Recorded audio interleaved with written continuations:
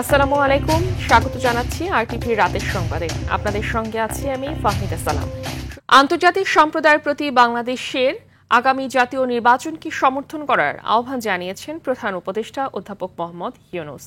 জাতিসংঘ সাধারণ পরিষদের ৮০তম অধিবেশনের ফাঁকে বিশ্বের বিভিন্ন প্রভাবশালী নেতাদের একটি দল অন্তর্বর্তী সরকারকে সমর্থন জানাতে এলে এই আহ্বান জানান তিনি। বাংলাদেশকে এই গুরুত্বপূর্ণ সময় সহযোগিতা ও গুরুত্বপূর্ণ পরামর্শ দেওয়ার অঙ্গীকার করেন বিশ্ব নেতারা। অধ্যাপক ইউনূসের নেতৃত্ব ও আজীবন দারিদ্র্য দূরীকরণ এবং সামাজিক ন্যায় বিচার প্রতিষ্ঠায় তার অবদানের প্রশংসা করেন তারা। উচ্চ পর্যায়ের এই দলে ছিলেন স্লোভেনিয়ার সাবেক প্রেসিডেন্ট বারুত পাহর, সার্বিয়ার সাবেক প্রেসিডেন্ট বরিস তাদিস, লাটভিয়ার সাবেক প্রেসিডেন্ট এগিল সহ প্রভাবশালী বিশ্ব নেতারা। Country in the imagination of the young people. আপনাদের একসঙ্গে আমাদের সমর্থনে দাঁড়ানো সত্যি অবিশ্বাস্য। আমাদের দিক নির্দেশনা প্রয়োজন। আপনাদের পরামর্শ, সহযোগিতা ও নৈতিক শক্তি আমাদের জন্য অমূল্য। দেশের মানুষ তাৎক্ষণিক পরিবর্তন দেখতে চায়, কিন্তু আমাদের অবশ্যই তরুণদের স্বপ্ন পূরণ করতে হবে। তারা একটি নতুন বাংলাদেশ খুঁজছে। এদিকে বাংলাদেশের সঙ্গে মুক্ত বাণিজ্য চুক্তি সই করার তীব্র আগ্রহ প্রকাশ করেছেন ভুটানের প্রধানমন্ত্রী শুয়েরিং তোবগে। তিনি দুদেশের অর্থনৈতিক অঞ্চল সংযোগের মাধ্যমে বাণিজ্য ও বিনিয়োগ বাড়ানোর প্রস্তাবও দেন। জাতিসংঘের সাধারণ পরিষদের ৮০তম অধিবেশনের ফাঁকে প্রধান উপদেষ্টা ডক্টর মোহাম্মদ ইউনূসের সঙ্গে বৈঠকে তিনি এ প্রস্তাব দেন। প্রধান উপদেষ্টা এ প্রস্তাবকে স্বাগত জানিয়ে বলেন, দু দেশেরই বাণিজ্য ও বিনিয়োগ বৃদ্ধির সব সুবিধা অনুসন্ধান করা উচিত। বাংলাদেশ ও ভুটান উন্নত যোগাযোগ, বাণিজ্য ও বিনিয়োগের মাধ্যমে দ্বিপাক্ষিক সম্পর্ককে নতুন উচ্চতায় নিতে পারে।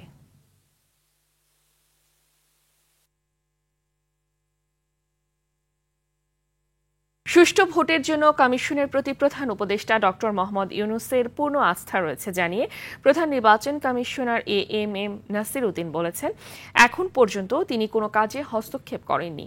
ইসিতে নির্বাচন কর্মকর্তা সম্মেলনে তিনি কথা বলেন। কমিশনার আনোয়ারুল ইসলাম বললেন, ভোটের প্রতি ভোটারদের আগ্রহ বেড়েছে, তাই আসছে নির্বাচনে ৭০% ভোট পড়বে বলে আশা তার। আতিকা রহমানের রিপোর্ট। আগারগাঁও নির্বাচন কমিশন ভবনে নির্বাচন কর্মকর্তা সম্মেলনের আয়োজন করে Bangladesh election commission officers association. অনুষ্ঠানের প্রধান নির্বাচন কমিশনার বলেন, নির্বাচন কমিশনের প্রতি প্রধান উপদেষ্টা সম্পূর্ণ আস্থা আছে বলেই জাতিসংঘ সহ আন্তর্জাতিক মহলে নিরপেক্ষ ভোটের প্রতিশ্রুতি দিচ্ছেন তিনি। প্রধান উপদেষ্টা এখন জার্নালিজম মিটিংয়ে গেছেন। আমি দেখেছি যতটা দেশের নেতার সাথে উনি দেখা করেছেন, যতটা মিটিংয়ে উনি বক্তৃতা দিয়েছেন, বাংলাদেশে একটা সুষ্ঠু নির্বাচন হবে এবং ঐতিহাসিক নির্বাচন হবে, এই কথাটা কিন্তু উনি বলতে বলেন নাই। He has full confidence in the election commission, যার জন্য আমাদের উপরে আস্থা আছে বলেই কিন্তু উনি প্রতিনিয়ত বলে যাচ্ছেন যে আমি একটা ঐতিহাসিক নির্বাচন বাংলাদেশে দেব। কর্মকর্তাদের উদ্দেশ্যে নির্বাচন কমিশনাররা বলেন, গণ অভ্যুত্থানের প্রেক্ষাপটে নির্বাচনে নিরপেক্ষ আচরণের বিকল্প নেই। কোনো পক্ষপাতমূলক আচরণ করবে না নির্বাচন কমিশন। অন্যান্য বছরের তুলনায় সাধারণত 60% 50% আমরা ধরি। এবারের ভোটের কাস্টিং নাকি ভোটাররা নাকি ভোট যুদ্ধে তারা নাকি অনেক বেশি হারে ভোট দিবে। কেউ কেউ বলেছেন স্যার ভোট কাস্টিং এর পার্সেন্টেজ 70 ছাড়ায় যাওয়ার সম্ভাবনা রয়েছে। এই নির্বাচন কমিশন কখনোই আপনাদেরকে পক্ষপাতিত্বমূলক দুষ্ট কোনো নির্বাচনের কোনো ইনস্ট্রাকশন দিবে না। আপনারা যদি স্বপ্রণোদিত হয়ে কেউ কারো অংশ হয়ে কাজ করেন, সে দায়িত্ব আপনি নেবেন এবং নির্বাচন কমিশন আপনাকে কোনোভাবে কোনো প্রোটেকশন দিবে না। অফিসার্স অ্যাসোসিয়েশনের পক্ষ থেকে জাতীয় নির্বাচনে রিটার্নিং ও সহকারী রিটার্নিং অফিসার হিসেবে নির্বাচন কমিশনের কর্মকর্তাদের নিয়োগ সহ নির্বাচন ঝুঁকি ও বিভিন্ন দাবি তুলে ধরেন তারা। তাদেরকে নিয়ে ডিল করতে হয়। আতিকা রহমান, আরটিভি, ঢাকা। ৭৩টি দেশীয় পর্যবেক্ষক সংস্থাকে নিবন্ধন দেওয়ার সিদ্ধান্ত নিয়েছে নির্বাচন কমিশন। এজন্য সংস্থাগুলোর বিরুদ্ধে দাবি বা আপত্তি থাকলে তা বিজ্ঞপ্তি প্রকাশের ১৫ কার্যদিবস অর্থাৎ ২০ অক্টোবরের মধ্যে ইসির সিনিয়র সচিবের কাছে লিখিতভাবে জানানোর জন্য অনুরোধ জানায় কমিশন। শনিবার এ সংক্রান্ত এক গণবিজ্ঞপ্তি জারি করে ইসি সচিব আক্তার আহমেদ। আপত্তি শুনানি শেষে পর্যবেক্ষক সংস্থার নিবন্ধন গ্রহণ বা বাতিল সম্পর্কে সিদ্ধান্ত প্রদান করবে নির্বাচন কমিশন।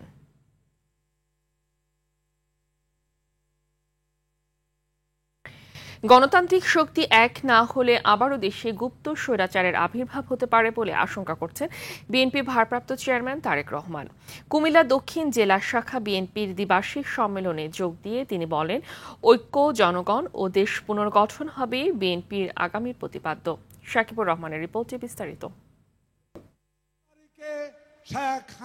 কুমিল্লায় দীর্ঘ ১৬ বছর পর দক্ষিণ জেলা বিএনপির দ্বিবার্ষিক সম্মেলন অনুষ্ঠিত হয়। টাউন হল মাঠে সকাল থেকে ব্যানার ফেস্টুন হাতে খণ্ড খণ্ড মিছিল নিয়ে উপস্থিত হন নেতাকর্মীরা। স্লোগানে স্লোগানে মুখর হয়ে ওঠে পুরো নগরী। অনুষ্ঠানে অংশ নিয়ে বিএনপির স্থায়ী কমিটির সদস্য সালাউদ্দিন আহমেদ বলেন, সংস্কার চলমান প্রক্রিয়া, যা শুরু হয় কখনো শেষ হয় না। বলেন, বিএনপিকে ঘিরে রাজনীতির মাঠে যে ষড়যন্ত্র চলছে তার জন্য সবাইকে সতর্ক থাকতে হবে। বরাবর সংগ্রামের মধ্য দিয়ে যাচ্ছি, কখনো সংস্কারের সংগ্রাম, কখনো নির্বাচন হওয়ার জন্য সংগ্রাম, কখনো বিচার নিষ্পন্ন হওয়ার জন্য সংগ্রাম। আমাদের বিরুদ্ধে যে অপপ্রচারণা চলছে সোশ্যাল মিডিয়ায়, তার বিরুদ্ধে আপনাদেরকে কাউন্টার করতে হবে। সমস্ত মিস ইনফরমেশন, ডিসইনফরমেশনের জবাব দিতে হবে। যারা গণহত্যা চালিয়েছে, মানবতা বিরোধী অপরাধ করেছে, তার প্রত্যেকটির বিচার হবে ইনশাআল্লাহ এই বাংলাদেশের মাটিতে।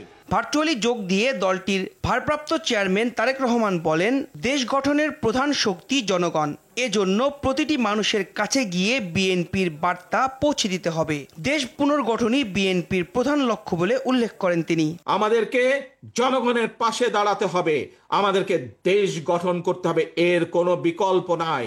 দেশকে যদি গঠন করতে হয় আমাদেরকে ঐক্যবদ্ধ হতে হবে, ঐক্যবদ্ধ হবার আমাদের আর কোনো বিকল্প নাই। সবার আগে বাংলাদেশ, ঐক্য, জনগণ, দেশ গঠন। তারেক রহমান বলেন, গেল 15 বছর দেশে ডাকাত পড়েছিল, তাদের বিতাড়িত করেছে জনগণ। গণতান্ত্রিক সব শক্তি ঐক্যবদ্ধ না থাকলে দেশে আবারও গুপ্ত স্বৈরাচারের আবির্ভাব ঘটতে পারে বলেও আশঙ্কা প্রকাশ করেন তিনি। আমরা যদি সকলে আজকে ঐক্যবদ্ধ না হই, আমরা যদি গণতান্ত্রিক শক্তিগুলো সব ঐক্যবদ্ধ না হই, আমরা যদি দেশের জনগণকে আজকে ঐক্যবদ্ধ করতে না পারি, তাহলে দেশ স্বাধীনের পরে যেভাবে স্বৈরাচার চেপে বসেছিল, তাহলে বলা যায় না হয়তো আগামী দিনে গুপ্ত স্বৈরাচারের আবির্ভাব হতে পারে দেশে।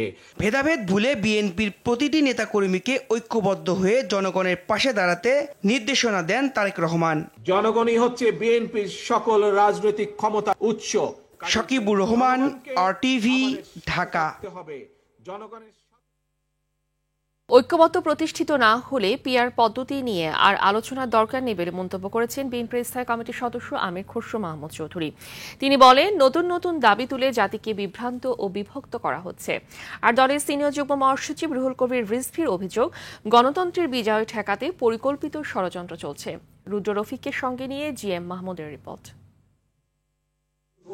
রাজধানীর BIISS অডিটোরিয়ামে সংস্কার ও নির্বাচন প্রেক্ষিত বাংলাদেশ শীর্ষক সেমিনারের আয়োজন করে ডেমোক্রেসি ডায়াস নামে একটি সংস্থা। আলোচনায় সুশীল সমাজ ও রাজনৈতিক দলের নেতারা অংশ নেন।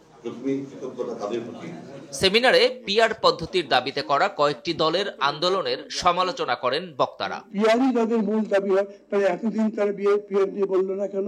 এখন হঠাৎ রাজপথে নেমে গেল কেন? বাংলাদেশে যদি আর একটি ১/১১ সৃষ্টি হয়, তাহলে যারা এখন আলোচনা না করে বরং রাজপথে নেমে দেশকে আনস্টেবল করার চেষ্টা করছে, তারা কিন্তু দায় এড়াতে পারবে না। এ দাবির কোনো যৌক্তিকতা নেই উল্লেখ করে বিএনপির স্থায়ী কমিটির সদস্য আমির খসরু মাহমুদ চৌধুরী বলেন, নির্বাচন বিলম্বিত করলে সংকট বাড়বে। অভ্যুত্থান পরবর্তী সময়ে যে দেশগুলো এরকম একটা তর্ক বিতর্কে জড়িয়ে বিভিন্ন ইস্যু সামনে এনে এই নির্বাচনকে বিলম্বিত করেছে, সেই সমস্ত দেশে গৃহযুদ্ধ, সামাজিক বিপত্তি এবং অর্থনৈতিক বিপর্যয় ঘটেছে।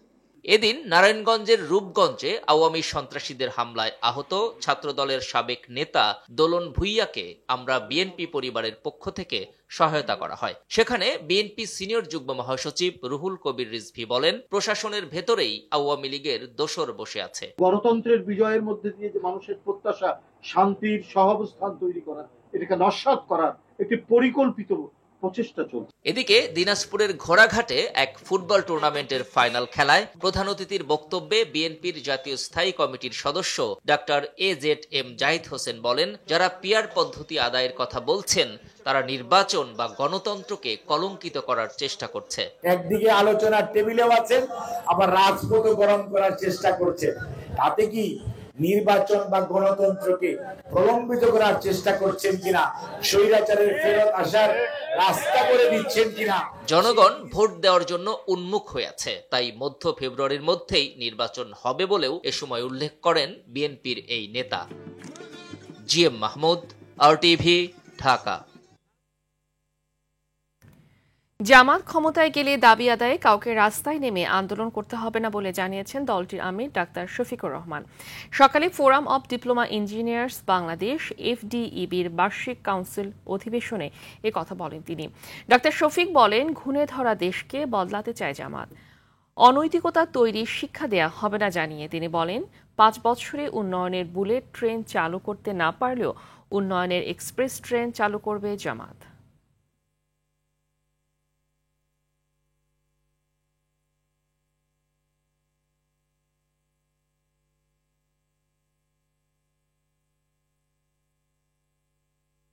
না পারার ইতিহাস থেকেই আমাদেরকে পেরে ওঠার ইতিহাস তৈরি করতে হবে ইনশাআল্লাহ। এই শিক্ষা ব্যবস্থায় মানুষের মেধার অপচয় হয়, সময়ের অপচয় হয়, অর্থের অপচয় হয়। এই সময়, এই অর্থ, এই মেধা বিনিয়োগ করে প্রিয় দেশ আরও উন্নত, দক্ষ, সোনার মানুষ তৈরি করতে পারত, কিন্তু সে পরিকল্পনাটাও নাই। জনগণের তথ্য জানার অধিকার রক্ষার উদাসীনতা সরকারের অন্যতম ব্যর্থতা বলে মন্তব্য করেছেন টিআইবি নির্বাহী পরিচালক ডক্টর ইফতেখারুজ্জামান। শনিবার আন্তর্জাতিক তথ্য জানার অধিকার দিবস উপলক্ষে এক বিবৃতিতে এ মন্তব্য করেন তিনি। টিআইবি নির্বাহী পরিচালক বলেন, রাষ্ট্র সংস্কারে নানামুখী পদক্ষেপ নিলেও তথ্য কমিশন কার্যকর ও তথ্য অধিকার আইনের প্রয়োজনীয় সংস্কারের ক্ষেত্রে অন্তর্বর্তী সরকার কোনো উদ্যোগ নেয়নি। বিবৃতিতে তথ্য অধিকার আইন 2009-এর প্রয়োজনীয় সংশোধনে যথাযথ উদ্যোগ গ্রহণেরও আহ্বান জানায় টিআইবি। দেশের মানুষ বিগত সরকারের মতো নখদন্ত ও মেরুদণ্ডহীন মানবাধিকার কমিশন চায় না বলে মন্তব্য করেছেন SDG বাস্তবায়নের নাগরিক প্ল্যাটফর্মের আহ্বায়ক দেবপ্রিয় ভট্টাচার্য। রাজধানীর একটি হোটেলে খসড়া জাতীয় মানবাধিকার কমিশন অধ্যাদেশ 2025-এর উপর এক আলোচনার এক সূচনা বক্তব্যে তিনি মন্তব্য করেন। দেবপ্রিয় জানান, অন্তর্বর্তী সরকার দায়িত্ব গ্রহণের পর অন্যান্য কমিশন গঠনে তোড়জোড় চালালেও বাতিল করা হয়, মানবাধিকার কমিশন গঠনের উদ্যোগ নেওয়া হয়নি। সৎ, নীতিবান, সাহসী ব্যক্তিদের এ কমিশনের দায়িত্ব দেওয়া উচিত বলে মন্তব্য করেন তিনি।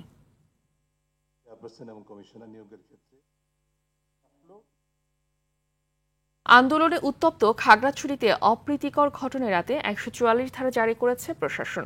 বিকেলে পৌরসভা ও সদর উপজেলা অনির্দিষ্টকালের জন্য এ আদেশ জারি করা হয়। আইন শৃঙ্খলা পরিস্থিতি স্বাভাবিক রাখতে এরই মধ্যে মোতায়েন করা হয়েছে 7 প্লাটুন বিজিবি। এক মারমা কিশোরীকে ধর্ষণের প্রতিবাদে সকাল থেকে যুগ্ম ছাত্র জনতার ডাকে সকাল সন্ধ্যা অবরোধ পালিত হয়। বিভিন্ন মোড়ে টায়ার জ্বালিয়ে ও গাছের গুড়ি ফেলে বিক্ষোভ করে তারা। অবরোধকারীদের অভিযোগ, সদর উপজেলা প্রাঙ্গণে সড়কের পাশে তাদের উপর হামলা হয়, এতে তাদের 2 জন আহত হয়। এই ঘটনা জানাজানি হওয়ার পর পাল্টাপাল্টি ধাওয়ার ঘটনা ঘটে। এদিকে সাজেকে আটকে পড়েছেন হাজারো পর্যটক। গেল 23 সেপ্টেম্বর সন্ধ্যায় প্রাইভেট পড়ে বাড়ি ফেরার পথে সংঘবদ্ধ ধর্ষণের শিকার হন ওই মারমা কিশোরী।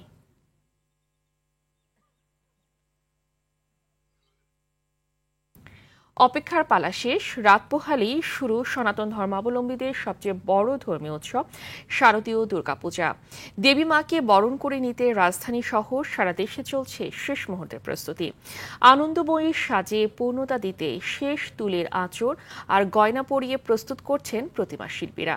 এবার পঞ্চমী তিথিতেই বোধনের মধ্য দিয়ে দেবী দুর্গাকে জাগ্রত করা হবে। আয়োজকরা বলছেন, এবারের উৎসব পাবে ভিন্ন মাত্রা। সাদিয়া কানিজের রিপোর্টে বিস্তারিত। আজ মহাপঞ্চমী তিথি। দেবীকে জাগ্রত করার মধ্য দিয়ে শুভ সূচনা হচ্ছে দুর্গাপূজার। তবে রাত পোহালেই মহাষষ্ঠী। এদিন থেকেই দুর্গোৎসবের মূল আনুষ্ঠানিকতা শুরু হবে। মণ্ডপে মণ্ডপে অধিষ্ঠিত হবেন দেবী দুর্গা। বসুন্ধরাকে শস্যে ভরিয়ে দিতে মর্তালোকে তার আশার বাহন এবার গজ, আর কৈলাসে ফিরবেন দোলাই করে। এর মাধ্যমে কিছুটা ঝড়ঝাপটার আশঙ্কা থাকলেও ভক্তদের প্রত্যাশা কল্যাণময়ীর আশীর্বাদে সবকিছু শুভ হবে। তাই তো প্রাণের শারদ উৎসবকে বরণে নেই আয়োজনের কমতি। প্রতিমা তৈরি করা থেকে স্টার্ট করে একদম লাস্ট পর্যন্ত বিসর্জন পর্যন্ত ভালোই, মজা হয়, বেশ ভালোই। একটা আবেগ কাজ করে পূজার মাধ্যমে। মা হলো মঙ্গলময়ী, সবার মঙ্গল হবে, আমরা এই প্রত্যাশাই করি। আমার নানু বাসায় দাদু বাসায় ঘুরবো, অনেক মজা হবে। পূজা উদযাপনে সব প্রস্তুতি সম্পন্ন করা হয়েছে জানিয়ে আয়োজকরা বলেন, নতুন মাত্রা যোগ হবে এবারের উৎসবে। যা যা প্রয়োজন আমরা সবকিছুই প্রস্তুতি করছি, শুধুমাত্র আগামীকাল শুধু উদ্বোধনটা হবে পূজাটা। আমাদের পর্যাপ্ত পরিমাণ সিসিটিভি থাকে। আমরা এই পুরো সেটে 12টা ক্যামেরা লাগিয়েছি। এই মন্দিরকে ঘিরে আমরা 50 জন নিরাপত্তা কর্মী রেখেছি, যারা পালাক্রমে আপনার ডিউটি করবে, যারা মাকে ভোজনের মাধ্যমে জাগ্রত করে পূজা করতে হবে। আগামীকাল হচ্ছে ষষ্ঠী, সকাল 9টা থেকে 11টার ভিতরে ষষ্ঠী মানে মাকে নবদুর্গাকে আমন্ত্রণ জানানো, মাকে সন্ধ্যাবেলায় আমন্ত্রণ এবং অধিবাস করানো। সারা দেশে এবার মোট 33,355টি পূজা মণ্ডপে শারদীয় দুর্গাপূজা অনুষ্ঠিত হবে। পূজা নির্বিঘ্ন করতে প্রস্তুত রয়েছে আইন শৃঙ্খলা বাহিনী। 2 অক্টোবর বিজয়া দশমীতে প্রতিমা বিসর্জনের মধ্য দিয়ে শেষ হবে 5 দিনব্যাপী এ উৎসবের। সাদিয়া কানিজ, RTV, ঢাকা। নেই কোনো বাস রুট, নেই চলাচলের অনুমতি। তবুও রাজধানীর 300 ফিট রোড থেকে মানিকগঞ্জের পাটুরিয়া ঘাট রুটে চলছে বৈশাখ পরিবহন। এমনকি বাস রুটের অনুমতির শর্ত পূরণ না করে সড়কে অবাধে চলাচল করলেও দেখার যেন কেউ নেই। বিআরটিএ বলছে এ রুটের জন্য অনুমতি তারা দেয়নি, যে বাস চলছে তার সব অবৈধ। ট্রাফিক বিভাগ বলছে গণপরিবহনকে নিয়মের আওতায় আনতে কাজ করছে তারা। শাকিবুর রহমানের রিপোর্টে বিস্তারিত। অটোরিকশার মতো এখন অনুমতি না নিয়ে চলাচল শুরু করেছে গণপরিবহন। রুট পারমিট ছাড়া বাস চলাচলের অনুমতি না থাকলেও প্রশাসনের চোখের সামনেই রাজধানীর সড়ক দাপিয়ে বেড়াচ্ছে বৈশাখ পরিবহন। RTVর অনুসন্ধানে উঠে আসে ভয়াবহ সব তথ্য। এই পরিবহনের 5টি বাসের তথ্য অনুসন্ধানে জানা যায়, একটির অনুমতি আছে ঢাকা ময়মনসিংহে, কিন্তু চলাচল করছে 300 ফিট থেকে পাটুরিয়া ঘাট। অন্যটির অনুমতি আছে বাইপাইল আব্দুল্লাপুর, কিন্তু চলাচল করে অননুমোদিত 300 ফিট রোডে।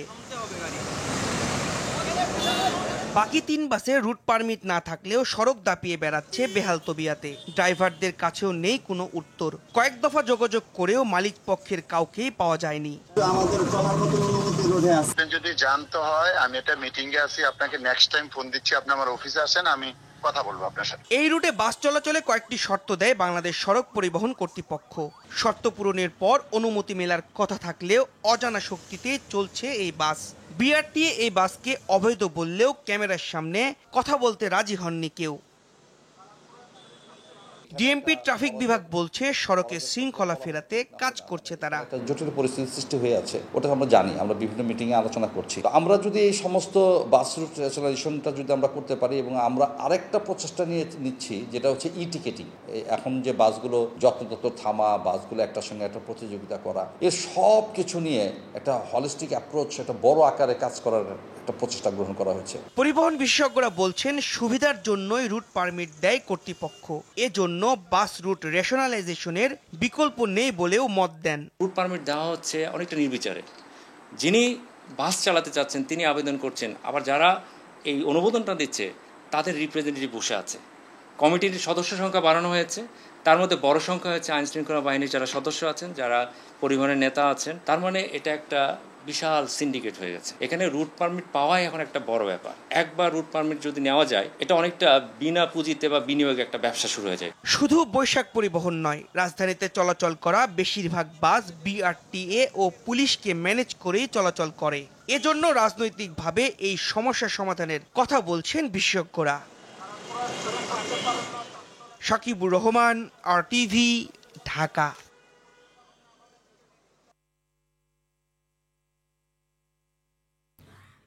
বাংলাদেশে প্রথম এআই চালিত ডিজিটাল ঋণ সুবিধা ইরিন ডিভাইস অ্যাপ আনুষ্ঠানিকভাবে উদ্বোধন করেছেন ঢাকা ব্যাংক পিএলসি। দুপুরে রাজধানীর একটি হোটেলে ঢাকা ব্যাংকের ব্যবস্থাপনা পরিচালক AKM শাহনেওয়াজ এবং স্যামসাং ইলেকট্রনিক্স বাংলাদেশের প্রধান জুনমিং জুং অ্যাপটির উদ্বোধন করেন। অ্যাপটির সেবা খাতের পেশাজীবী, মাইক্রো উদ্যোক্তা এবং ব্যাংকিং সুবিধা ও সেবা বঞ্চিত জনগোষ্ঠীর জন্য প্রযুক্তিকে আরও সহজলভ্য ও সাশ্রয়ী করে তুলবে বলে জানান বক্তারা। এ সময় বাংলাদেশ ব্যাংকের ফাইন্যান্সিয়াল ইনক্লুশন ডিপার্টমেন্টের পরিচালক মোহাম্মদ ইকবাল মহসিন সহ দেশের অর্থনৈতিক ও টেলিযোগাযোগ খাতের শীর্ষ ব্যক্তিরা উপস্থিত ছিলেন। বাংলাদেশ ক্রিকেট বোর্ডের পরিচালক পদে লড়াইয়ের জন্য মনোনয়নপত্র কিনেছেন আমিনুল ইসলাম বুলবুল ও তামিম ইকবাল সহ মোট ৬০ জন। শনিবার সকাল ১০টা থেকে বিকেল ৫টা পর্যন্ত বিতরণ করা হয় মনোনয়নপত্র, যেখানে ৩ ক্যাটাগরি থেকে পরিচালক পদে লড়াইয়ের জন্য ৬০ জন প্রার্থীর তথ্য নিশ্চিত করেছে নির্বাচন কমিশন। তাদের মধ্যে রয়েছেন প্রার্থী সাবেক বিসিবি পরিচালক ইফতেখার রহমান মিঠু ও নাজবুল আবেদিন ফাহিম এবং সাবেক অধিনায়ক খালেদ মাসুদ পাইলটও। চমক দেখিয়ে ক্রিকেট বোর্ডের নির্বাচক প্যানেল থেকে পদত্যাগ করে মনোনয়নপত্র তুলেছেন আব্দুল রাজ্জাক। তফসিল অনুযায়ী আগামীকালের মধ্যে জমা দিতে হবে মনোনয়নপত্র। রাতের সংবাদ এ পর্যন্তই। মধ্যরাতের সংবাদ রাত ১টায় দেখার আমন্ত্রণ রইল। ধন্যবাদ সবাইকে।